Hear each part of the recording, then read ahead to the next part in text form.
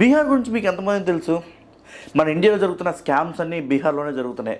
అంటే ఎడ్యుకేషన్ లేదు, రోడ్లు బాగోవు, కరప్షన్ ఎక్కువ ఉంటుంది, అక్కడ పాలిటిక్స్ సరిగ్గా ఉండదు, మత రాజకీయాలు జరుగుతూ ఉంటాయి. ఇది కాకుండా ఇంకా చాలా విషయాలు జరుగుతాయి తెలుసా బీహార్లో. ఫర్ ఎగ్జాంపుల్ చెప్పాలంటే ఫ్రాడ్స్. నాకు ఒక మెసేజ్ వచ్చింది ఈరోజు. అదేంటిది, నీకు ఈ అకౌంట్లో 10 లక్షల రూపాయలు క్రెడిట్ అయినాయి, జస్ట్ నువ్వు కేవైసీ చేయాలి అని చెప్పేసి. కేవైసీ చేయాలంటే నేను పంపించిన ఒక లింక్ ఉంటుంది, ఆ లింక్ ఓపెన్ చేయండి, ఆ లింక్ ఓపెన్ చేసిన తర్వాత ఓటీపీ వస్తుంది, ఆ ఓటీపీ నొక్కండి, అయిపోతాయి అని. అప్పుడు నీ అకౌంట్లో డబ్బులు ఎంత ఉంటే అంత పోతాయి, అది వాడిపోతాయి. ఇవన్నీ ఎక్కడి నుంచి జరుగుతాయి తెలుసా?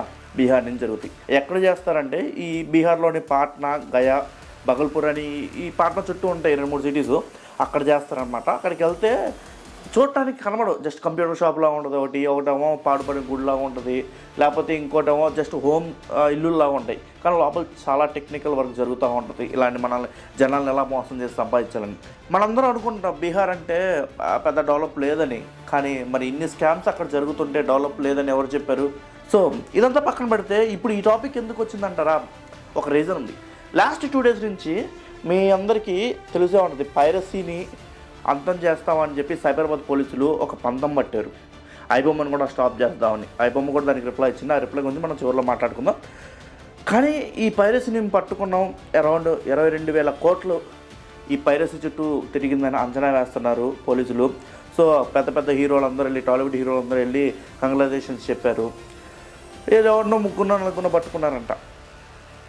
అయితే ఇక ఒక చిన్న విషయం మీకు చెప్పాలి. అశ్విన్ అనే ఒక వ్యక్తి ఉన్నాడు. అతను బీహార్ పాట్నా అనమాట. సాధారణ ఇలాంటి మధ్యతరగతి ఇళ్లలోనే ఉంటాడు అతను. అతనికి సినిమా అంటే చాలా పిచ్చి అనమాట. అయితే తనకి ఒక ఆలోచన వచ్చింది. అదేంటంటే సినిమా థియేటర్లో రిలీజ్ అవ్వకముందే మెయిన్గా నేను చూసేయాలని. 22 ఏళ్ల అశ్విన్ కుమార్ ఆ సర్వర్ని హ్యాక్ చేసి సినిమా రిలీజ్ అయ్యే 18 గంటల ముందే ఆ సినిమా తన జోబులో పెట్టుకుంటాడు. ఫర్ ఎగ్జాంపుల్గా చెప్పాలంటే హిట్ 3 సినిమా నానిగారిది. సినిమా థియేటర్లో రిలీజ్ అయ్యే 18 గంటల ముందే ఆ పైరసీ వీడి జోబులోకి వచ్చింది. ఇదే కాదు, తండేల్ సినిమా కానీ ఇలా చాలా సినిమాలు. చాలామంది పైరసీ అంటే ఎలా చేస్తారంటే థియేటర్ని కొనుక్కొని అక్కడ ఒక కెమెరా పెట్టి ఫిక్స్ చేసి ఈ మూవీ రిలీజ్ చేస్తారు. అది ఆ రోజులు అయిపోయినాయి. ఇప్పుడు ఏంటి, సర్వర్ని హ్యాక్ చేస్తే అయిపోతుంది. 22 ఏళ్ల కుర్రోడు ఒక ఆలోచన చెడుగా, అంటే తనకున్న ఇష్టాన్ని చెడుగా ఆలోచించి ఇంతలా ప్రయత్నించాడంటే మీకు తెలుసా వాడు ఎంత చేశాడో? వాడు ఈ యొక్క సినిమానే కాదు, ఎలక్షన్ కమిషన్ ఆఫ్ ఇండియా అనే సైట్ని కూడా హ్యాక్ చేశాడు తెలుసా. అంటే వాడు గవర్నమెంట్నే టచ్ చేశాడంటే వాడు ఎంత ధైర్యం ఉండాలి. అలాంటిది వాడు ఒక మంచి పనిగా వాడుకుంటే ఇంకెంత బాగుంటుంది చెప్పండి. ఈ అశ్విన్ కుమార్ ఎలా దొరికాడంటే, కిరణ్ కుమార్ అనే వ్యక్తి కరెన్సీ ఎక్స్చేంజ్ అనమాట కన్వర్ట్ చేస్తూ ఉంటాడు. అంటే ఆరితేరినోడు. ఇప్పుడు క్రిప్టో నుంచి డాలర్స్ నుంచి మన కరెన్సీకి, లేకపోతే ఇంటర్నేషనల్ ట్రాన్సాక్షన్స్, వీటిలో ఆరితేరినోడు అనమాట. సో వాడిని పట్టుకున్నారు పోలీసులు. ఫస్ట్ వాడిని పట్టుకున్న తర్వాత ఈ పోలీసులు కూడా ఇక్కడ హ్యాట్స్ ఆఫ్ చెప్పాలి. ప్రతిసారి డిలే చేస్తూ ఉంటారు కదా పోలీసులు. సీన్ అంతా అయిపోయిన తర్వాత, మర్డర్ అంతా జరిగిపోయిన తర్వాత పోలీసులు వస్తారని చెప్పేసి. యాక్చువల్గా మర్డర్ జరిగిన తర్వాత కదా పోలీసులు వస్తారు. అది ఒక జోక్ కాదు, అది రియల్. ఎవరైతే ఈ కరెన్సీ ఎక్స్చేంజ్ చేసే కిరణ్ కుమార్ని పట్టుకున్నారో వాడి దగ్గర ఇన్ఫర్మేషన్ లాక్కొని విత్ ఇన్ టైంలోనే అశ్విన్ కుమార్ని పట్టుకోవడానికి వెళ్ళారు. సో అప్పటికీ మనోడు జాగ్రత్త పడ్డాడు. అశ్విన్ కుమార్ ఏం చేశాడంటే మొత్తం ఎరేజ్ చేసి పడేశాడు. హార్డ్ డిస్కులు మొత్తం ఎరేజ్, లోపల ఉన్న డేటా మెమరీ మొత్తం ఎరేజ్ చేసి పడేశాడు అనమాట.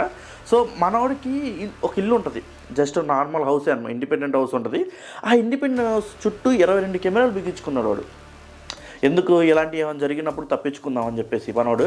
సో ఆ 22 కెమెరాలు బిగించుకున్న తర్వాత అక్కడ ఉన్న వాళ్ళకి కూడా తెలియదు 22 కెమెరాలు ఎందుకు బిగించుకుంటాడు చెప్పండి. వీడు ఏదో లోపల చేస్తున్నాడే కదా. మరి అక్కడ ఉన్న వాళ్ళు గుర్తుపట్టారా లేదా ఏమో తెలియదు. కానీ మనోడు పకడ్బందీగా చేసుకున్నాడు, ఎవరు రాకుండా. కొంచెం మనోడు ఎంత అరేంజ్ చేసినా కానీ మళ్ళీ బ్యాకప్ తెప్పించుకోవచ్చు కదా మనం.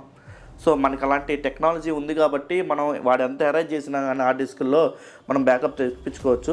ఐబొమ్మ ఒక వార్నింగ్ ఇచ్చింది. అదేంటంటే, మీరు మా మీద కనుక టార్గెట్ చేస్తే మీకు మామూలుగా ఉండదు, మీ పర్సనల్ డేటా మొత్తం మా దగ్గర ఉంది, పెద్ద పెద్ద సెలబ్రిటీస్, పొలిటికల్ సంబంధించిన వాళ్ళందరి డేటా మా దగ్గర ఉంది, మేము బయట పెట్టేస్తాము, వాళ్ళ ఫోన్ నెంబర్లు రిలీజ్ చేస్తామని చెప్పింది. నిజమే, మనం సినిమాకి వెళ్తే 300 రూపాయలు ఖర్చు అయ్యింది, 200 రూపాయలు ఖర్చు అవుతుంది, ఎందుకు ఐబొమ్మలో చూడొచ్చు అనుకుంటున్నాం. కానీ నిజంగా ఐబొమ్మ కూడా కరెక్టేనా?